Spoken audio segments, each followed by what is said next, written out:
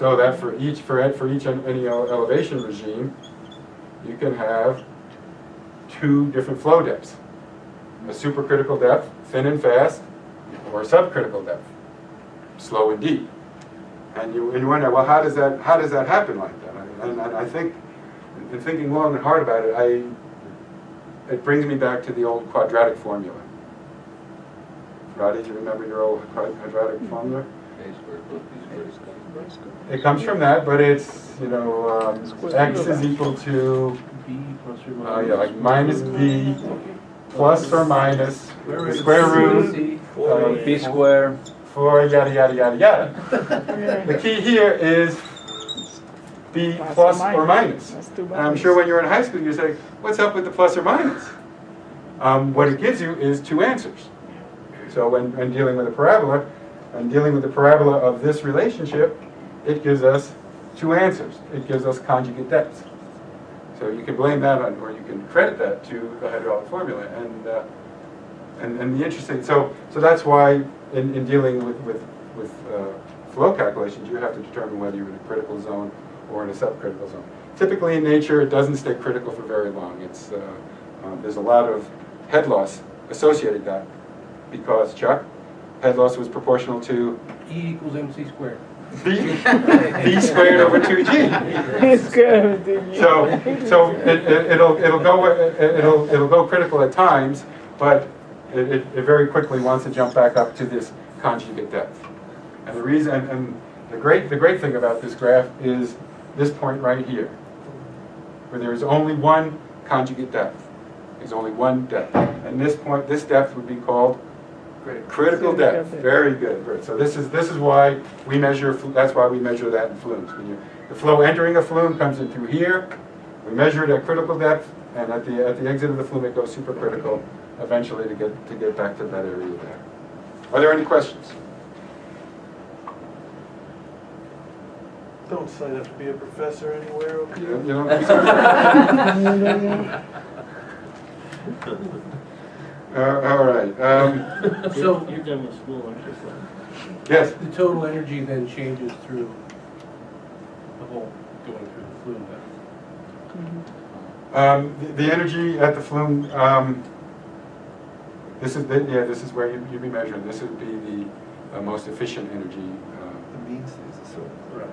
But yes, it's. The total energy. It's just important to know that you're just measuring the critical depth when you're measuring in a flume. Mm-hmm. You're measuring the critical depth.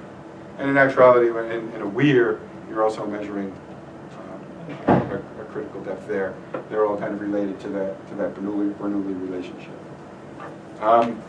And Everett discussed a couple different kinds of flows: steady, non-uniform flow, or unsteady flow. What we deal with in dam safety quite a bit is rapidly varying flow. And we've only recently been able to model rapidly varying flow. What would you describe as a rapidly varying flow? Anyone? That would be a hydrograph. That would be a 100-year flood, where that flood goes from 0 to 100 and back down to 0. Or a dam breach, where that flow goes from 0 to 100,000 and back down to 0 very quickly. And in river modeling, for years we were only able to model steady flow, one flow. But with the improvement that we've had with the computers, we're able now to put in hydrographs, whether it's a storm hydrograph or a dam breach hydrograph, and calculate and model rivers for this rapidly varying flow. And again, when modeling that, and you have to determine fairly quickly along in the modeling process whether you have subcritical or supercritical. If you're modeling subcritical flow, you start at the downstream end and work your way, calculate iteratively upstream because of the backwater effects on the downstream flows. In supercritical flow, you start at the upstream end and you work your way downstream, which is actually a little easier because there are no downstream effects on the water upstream. So, in dam safety, we deal with that rapidly varying flow quite a bit.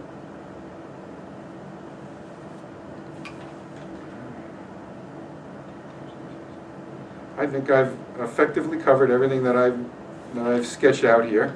If there are any questions or anybody from the regional offices has anything they want to discuss, please give us a call, let us know. Everett, did you have anything else that you wanted to add? Or any questions? James, anything else that we've missed? Do you want to do a little piece on Darcy's Law here? Nope. No? That could be a whole nother presentation. Maybe we can get James to do that someday as a follow-up to this. As we have, Chad Gorley once said to me that you make your living on two equations, the Weir equation and the orifice equation, and two models, HEC 1 and HEC 2, river modeling and basin modeling. The whole other side of the coin, and this is surface hydrology, open channel hydrology. This is the bird's eye view of the world. James deals with the worm's eye view of the world. What do we have underneath the ground and the groundwater, and how do you deal with water movement through a porous medium like that? And correct me if I'm wrong, but the grounding equation for that is Darcy's Law. And hopefully we can, our next presentation will have James do a little groundwater modeling, and he'll break it down to equations that we can all use and come up with some estimates in our day-to-day work in the office and in the field. So I hope this was educational to you and enlightening, and thank you for your attention.